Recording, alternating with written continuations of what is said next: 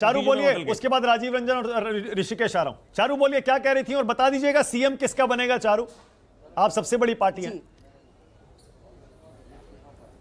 जी।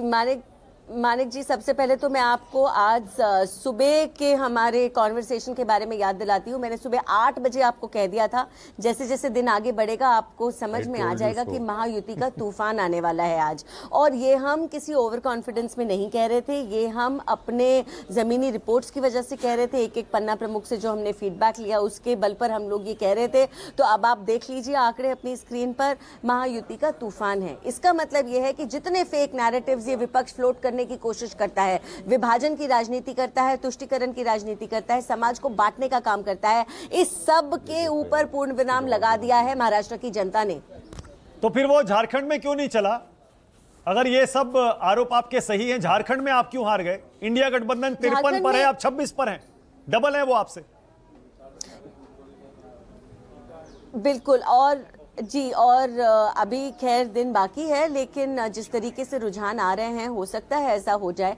लेकिन इसका मतलब बस ये होगा कि हमें अपनी बात समझाने में और जनता तक पहुंचने में और मेहनत करनी पड़ेगी। वो तो ठीक है, वो कोई बात नहीं। अच्छा ठीक है, ओके। राजीव रंजन, राजीव जरा बोलिए आप। राजीव, आप भी कह रहे थे कांटे की टक्कर है और सब कह रहे थे एनडीए को ऐसे। राजीव, ये 207 कैसे हो गया? मानक, एक जानकारी दे देता हूं। एक जानकारी राजीव आपके लिए भी, अनुशक्ति नगर से सना मलिक आगे हो गई है। चौथे राउंड की गिनती के बाद सना मलिक वहां कुछ 100 वोटों से आगे हो गई है। हालांकि मानखुर्द से खुद नवाब मलिक जो है वो बहुत वोटों से पीछे है, लेकिन मानखुर्द, माफ कीजिएगा, अनुशक्ति नगर जो है वहां वो 1391 वोटों से आगे है। मानखुर्द 211 हो गया।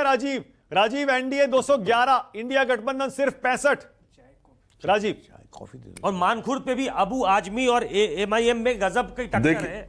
सिर्फ 86 वोटों से अबू आजमी आगे चल रहे हैं अभी। राजीव बोलिए। 5 राउंड की काउंटिंग के बाद। हाँ राजीव।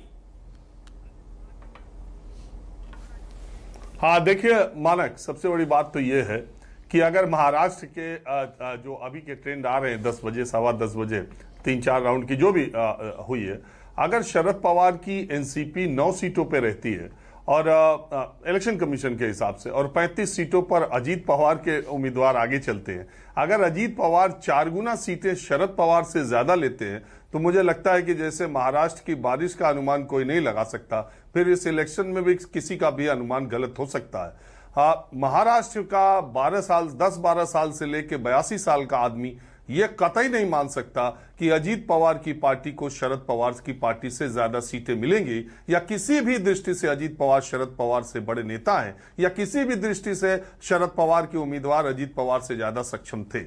अगर यही नतीजों में तब्दील होता है और जिस तरह से झारखंड के नतीजे आ रहे हैं, ट्रेंड्स आ रहे हैं मानक, तो मुझे लगता है कि किसी और मुद्दे ने इन चुनावों को प्रभावित नहीं किया। महिलाओं के अकाउंट में जो पैसा महाराष्ट्र में लाड़की बहना योजना के तहत गया और झारखंड में माई योजना के तहत गया, और दोनों ये जो योजनाएं हैं एक ही समय के थोड़े ही अंतराल पे दोनों जगह लागू हुई थी। नहीं तो बताइए, झारखंड में आज तक आजादी के बाद पहला मुख्यमंत्री जो भ्रष्टाचार के आरोप में मुख्यमंत्री रहते जेल गए, 3 महीने तक जेल में रहे और उसके बाद लौट करके आए, उनको क्लीन चिट मिल गई। सब चीज एक तरफ, जो सबसे कमजोर कड़ी कांग्रेस मानी जाती है, वो कांग्रेस पार्टी भी झारखंड में 11-12 सीटों पर बढ़ती हुई दिखाई, अभी के ट्रेंड के हिसाब से नतीजे जो आए।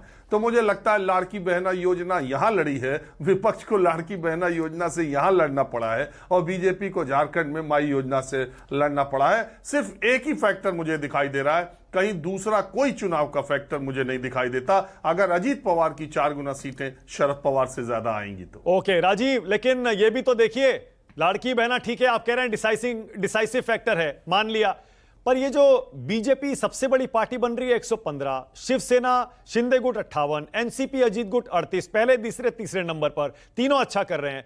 पर ये जो महाविकास आघाड़ी का आंकड़ा देखेंगे, इसमें कांग्रेस सबसे पीछे, मतलब शरद पवार गुट मान लिया, अजीत पवार अच्छा कर रहे हैं तो वो खराब कर रहे हैं, पर कांग्रेस, शिवसेना, उद्धव ठाकरे की लाड़की